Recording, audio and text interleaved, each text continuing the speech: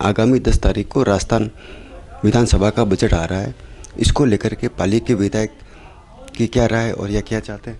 Sir, जो budget आ रहा है इसको लेकर के सरकार जो है ये चुनावी बजट को लेकर के क्या घोषणा कर सकती है या क्या अपनी मांग रहेगी इसको लेकर के? अब तक जो पिछली घोषणाओं का हश्र हुआ है उससे कोई ज़्यादा उम्मीद किया जाना ठीक नहीं होगा। मात्र घोषणा में विश्वास करते हैं, धरातल पे वो काम होता नहीं है। और पिछली बार की महती घोषणा थी पाली के लिए, कुड़ी से लेकर रोहित तक की पाइपलाइन। पाली इतने बड़े संकट को झेला है, पर आज 1 साल पूरा होने को आ गया, उसके टेंडर तक नहीं हुए। काम की बात तो बहुत दूर, वरना ऐसी समय में पाइपलाइन तत्काल बिक जानी थी। करोड़ों रुपए आपदा राहत से खर्च हो गए, लेकिन पाइपलाइन का जो काम था वो भी पेंडिंग है। पिछले बजट में माननीय मुख्यमंत्री जी की एक बहुत महत्वपूर्ण घोषणा और थी, जवई बांध के पुनर्भरण की। तो उसमें भी कोई सरकार की ओर से पैसा नहीं दिया गया, ना कोई काम हुआ। ऐसी एक घोषणा और थी कि जो नवजीवन योजना में आने वाले परिवार है उनके लिए इस बार हम 100 करोड़ की राशि खर्च करेंगे। तो उसमें भी वही राशि खर्च की जो वर्षों से चली आ रही है। घोषणाएं बड़ी करेंगे, लेकिन वो घोषणाएं चुनाव के पहले ही धरातल पर आ जाए, ये उम्मीद करना बेईमानी होगा। जो सड़कें पिछली बार दी तो भी सड़कों के काम 1 साल होने के बाद भी आधे अधूरे पड़े हैं। तो ये घोषणाएं तो बड़ी बड़ी करेंगे, लेकिन उनसे उम्मीद करना बेकार है। देखते क्या बजट आता है, कैसी घोषणाएं करते हैं। और जो हमारी मांग है पाली की, तो विशेष तौर से मांग रहेगी हमारी कि एक तो जो पेयजल की समस्या हमारी है, चाहे जवई पुनर्भरण हो या जोधपुर से पाइपलाइन का तत्काल काम हो या रूडीप का अधूरा काम है, वो पूरा हो जाए। सरकार ने दावा तो किया कि हमने हमारे कार्यकाल में 42 कृषि विश्वविद्यालय खोले हैं, तो पाली को एक मिले। और जो सड़कों की कमी है पाली से, चाहे नाकोड़ा जी वाली सड़क है या पाली से जालोर वाली सड़क है, उसकी मांग भी हमारी पूरी रहेगी। तो काफ़ी सारी हमारी मांगें जो हमने सरकार को दे रखी है। चाहे पोल्यूशन की समस्या है तो उसके निदान के लिए भी हम चाहेंगे कि इंडस्ट्री के सहयोग से कुछ पैसा इंडस्ट्री दे और बाकी सरकार अपनी ओर से देकर पाली की इंडस्ट्री को पनपन में अपनी ओर से योगदान दें। पाली में मेडिकल कॉलेज खुले हुए 4 साल हो गए, 110 नर्सिंग कर्मियों के पद स्वीकृत हैं, पर 4 साल बाद भी नर्सिंग कर्मियों का एक भी पद इन्होंने भरा नहीं है। संख्या बढ़ गई, डॉक्टर बढ़ गए, लेकिन बिना नर्सिंग कर्मी के जो प्रॉपर इलाज मिले थे उसमें भी कमी है। तो ये सारी बातें हमारी सरकार के पास रहेगी कि आप पहले वाली घोषणा पूरी करें और जनता को राहत दें।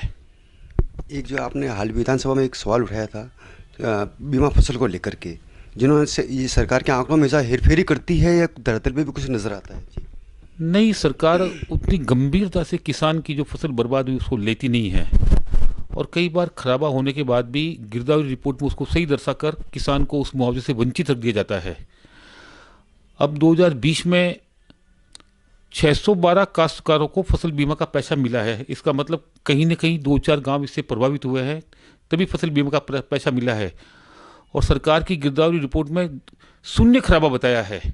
अगर खराबा शून्य होता तो शायद उन काश्तकारों को फसल बीमा का पैसा नहीं मिलता, क्योंकि फसल बीमा कंपनी है वो तो वैसे भी है ना, बहुत बारीकी से जांच करती है। वो प्राइवेट कंपनी है, वो नहीं चाहती कि मेरा पैसा क्लेम का बेफालतू जाए। वो मान रही है तो इसका मतलब खराबा ज़्यादा हुआ है, और सरकार ने शून्य खराबा दिखाकर किसानों को इस मुआवजे से वंचित रखा है।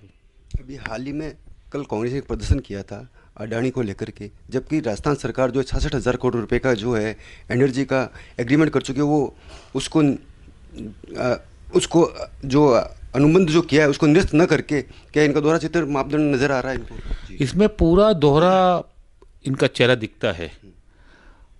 राजस्थान सरकार ने खुद मिन्नतें करके अडवाणी को राजस्थान में आमंत्रित किया था, अडानी को आमंत्रित किया था।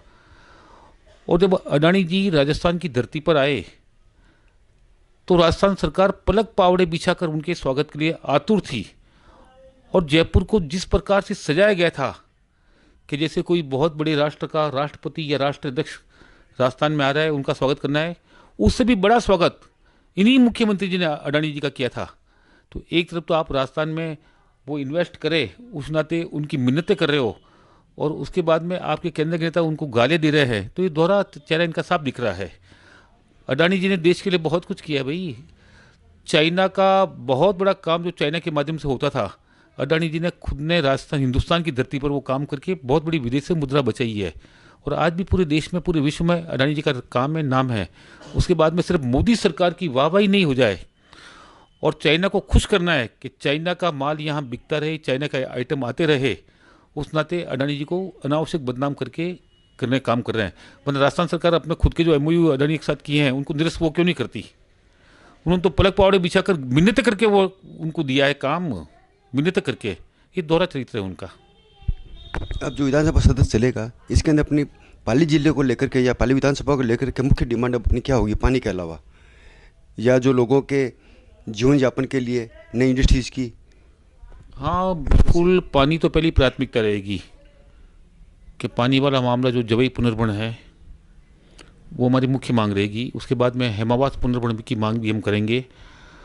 इसके साथ ही जो डीएमआईसी आज से 3 साल पहले पूर्ण हो जानी थी, अगर डीएमआईसी का काम 3 साल पहले जो उनकी निर्धारित तिथि थी पूर्ण हो जाता, तो आज लाखों लोगों को रोजगार यहाँ मिल जाता।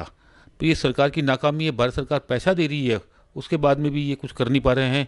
जल जीवन मिशन में भी यहाँ जो टेंडर हुए हैं, एक बार नहीं 3-3 बार कैंसिल हो गए और वो काम भी धरातल पर दिख नहीं रहा है। कृषि विश्वविद्यालय की बात रहेगी, तकनीकी विश्वविद्यालय की बात भी हम यहाँ करेंगे, क्योंकि यहाँ इंडस्ट्री है और भी काम है, तो यहाँ तकनीक बच्चे सीख जाए उसकी बात भी हम करेंगे। सड़कों की जो हमारी कमी है उसकी मांग भी करेंगे। काफ़ी सारी हमारी मांगे जो हम करेंगे। अब जो आगामी बजट के बाद में जो चुनाव आएंगे, इसको लेकर के आप कितने आसान भी तक सरकार अपनी बीजेपी की बन जाएगी? 100% आसान्वित है। बहुत बेहतर बहुमत के साथ, अच्छे बहुमत के साथ। हमने 2013 में भी 161 सीटें जीतकर एक रिकॉर्ड काम किया था, कायम किया था। उससे भी बेहतर सीटें हम लाएंगे, उससे ज़्यादा सीटें हम लाएंगे। जबकि अभी तो कोई मुख्यमंत्री का चेहरा भी प्रपोज नहीं किया गया है इसको लेकर के। बीजेपी का जो काम पूरे देश में दिख रहा है, हमारे यशस्वी प्रधानमंत्री नरेंद्र मोदी जी का जो नाम है, काम है, और जहाँ जहाँ हमारी सरकारें हैं वहाँ के काम देखते ना, तो लोगों को बीजेपी के प्रति है ना विश्वास है कि बीजेपी की सरकार होगी तो निश्चित रूप से उनकी समस्याओं का समाधान होगा, कानून व्यवस्था भी बेहतर होगी और जीवन स्तर भी सुधरेगा। तो बीजेपी के प्रति लोगों के मन में विश्वास है और कांग्रेस का भरोसा पूरा टूट चुका है। पूरे देश में कांग्रेस धीरे धीरे सिमटती जा रही है, आने वाले चुनाव में लगभग खत्म हो जाएगी, ऐसी उम्मीद करते हैं। ये थे पाली के विधायक श्री ज्ञानचंद पारक, पाली से भारत भूषण जोशी, राजस्थान तक के लिए।